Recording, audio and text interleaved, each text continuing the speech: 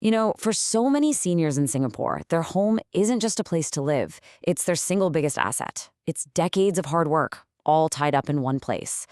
But here's the thing. What do you do when all that value is locked up in bricks and mortar, and you could really use more cash for your retirement? It's a really common situation that, thankfully, there are some pretty powerful solutions out there.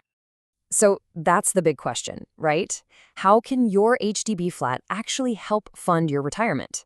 Well, the great news is you've got options. Today, we're going to break down 3 key government schemes that are specifically designed to help you turn your home's value into a steady, reliable stream of income. So here's our game plan. First, we're diving into the Lease Buyback Scheme. That's for anyone who absolutely loves their home and wants to stay put. Then, we'll check out the Silver Housing Bonus, which is perfect if you're thinking about downsizing. After that, we'll look at a totally different angle, pledging your property to get at your CPF savings. And finally, we'll put them all side by side to help you figure out which path really fits your life. Okay, first up, the Lease Buyback Scheme, or LBS as you'll often hear it called. This is the go-to choice if the idea of moving just isn't for you. It's all about being able to age in place, right there in the home you already know and love. The idea here is actually pretty brilliant. You basically sell the tail end of your flat's lease back to HDB, and the money you get from that sale goes straight into topping up your CPF retirement account. What does that mean for you? Lifelong monthly payouts, all from unlocking your home's value without having to pack a single box. So who's eligible for this? Well, there are a few boxes to tick. First, all the owners of the flat need to be at least 65 years old, and at least one of you has to be a Singapore citizen. There's also a household income cap of $14,000 a month, and of course, your flat needs to have at least 20 years of lease left that you can actually sell back to HDB. The process itself is pretty straightforward. First, you get to decide how much of the lease you want to hang on to. You'll need enough to cover you until you're at least 95. You sell the rest back to HDB. That money then juices up your CPF, which triggers 2 awesome things, those lifelong monthly payouts plus a nice cash bonus on top. And let's talk about that cash bonus because it's a big deal. We're talking up to $30,000 in cash paid right to you. Now, how much you get depends on your flat size. You get the full $30,000 for a 3-room or smaller flat. It's $15,000 for a 4-room and $7,500 if you're in a 5-room or bigger flat.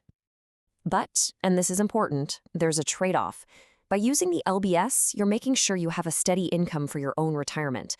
The flip side is that the flat you eventually pass on to your children will have a much shorter lease, and that, of course, affects its resale value. It's really a choice that puts your own financial security first. Okay, let's shift gears and look at our second option. Now, if you're open to a change of pace and a new view, the Silver Housing Bonus, or SHB, is all about rewarding you for downsizing smartly. This is really for those who are ready for a smaller, maybe more manageable home. So, what is the SHB? In a nutshell, it's a cash incentive. The government basically says, hey, if you sell your current home, buy a 3-room or smaller HDB flat, and put some of those profits into your CPF, we'll give you a cash bonus for doing it. Pretty cool, right? And right away, you'll notice a key difference here. The minimum age is lower, just 55. This scheme is also open to folks selling either an HDB flat or even some private properties, as long as the plan is to move into a smaller HDB and you don't own any other property. Now, listen up, because this is huge. If you're even thinking about the SHB, you need to circle December 1st, 2025 on your calendar. That's when some major improvements are kicking in that will make this scheme way more attractive for a lot of people. And here is probably the single biggest change to know about. Right now, you have to use cash from your sale to top up your CPF, but starting in December 2025, any CPF housing refunds that go back into your account after you sell will automatically count towards that top-up. This is a total game changer because it means a lot of people will be able to get the bonus without having to fork out any extra cash. And the bonus itself? It's getting a massive boost. The maximum cash you can get is jumping all the way up to $40,000. That new higher amount includes an extra 10 grand as an incentive for anyone who downsizes to a 2-room flat or smaller, really encouraging a move to a more senior-friendly home. So with the SHB, the trade-off is really clear. You're trading the comfort and familiarity of your current home for a very nice cash bonus and, most likely, lower day-to-day living costs. It's a financial decision and a lifestyle decision all rolled into one. All right, let's get to our third and final option, pledging your property. Now, this is a completely different approach. This one isn't about getting a bonus from the government. It's about giving you a way to access more of your own CPF savings, right when you need it. So how in the world does this work? Okay, so normally when you turn 55, you have to set aside what's called the full retirement sum in your CPF. But if you own a property, you can pledge it. This lets you withdraw any savings you have above the lower basic retirement sum. Your property basically acts like a guarantee that you'll always have a roof over your head.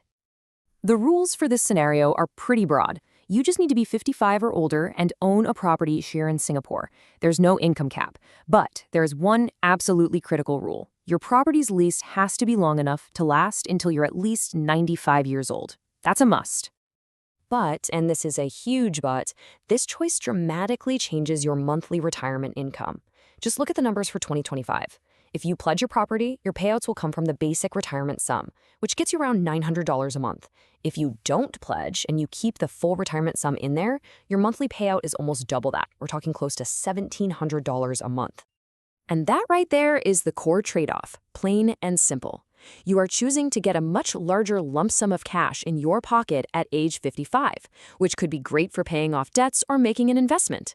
The price you pay for that immediate cash is a much, much lower guaranteed monthly payout from CPF for the rest of your life. Wow. Okay, so we've covered a lot of ground, haven't we? Staying put with the lease buyback scheme, downsizing with the silver housing bonus, and unlocking CPF by pledging your property. So, how do you possibly choose? Well, it all boils down to your personal situation and what matters most to you. To make it really easy, let's just put everything into one simple comparison chart. This is where you can see all the key differences at a glance and start to figure out which of these paths really make sense for you and your family. Let's dig in. Okay, this table really lays it all out. Look, if you're over 65 and your number one priority is staying in your current home while getting more monthly income, LDS is your clear winner. If you're 55 or older and you're ready to downsize in exchange for a big cash bonus, SHB is literally designed for you, especially with those big changes coming in 2025. And finally, if you're 55 and what you really need is a lump sum of cash right now without selling or moving, then pledging is your path. Just always remember that it comes at the cost of those lower monthly payouts. And all of this leaves us with one last big question that you really have to ask yourself. When you look at your home, do you see it as a nest egg, something to be used to fund your own retirement and give you a comfortable income, or do you see it as a safety net, an asset to be protected and passed on to the next generation? Your answer to that question will probably tell you everything you need to know about which of these paths is the right one for you.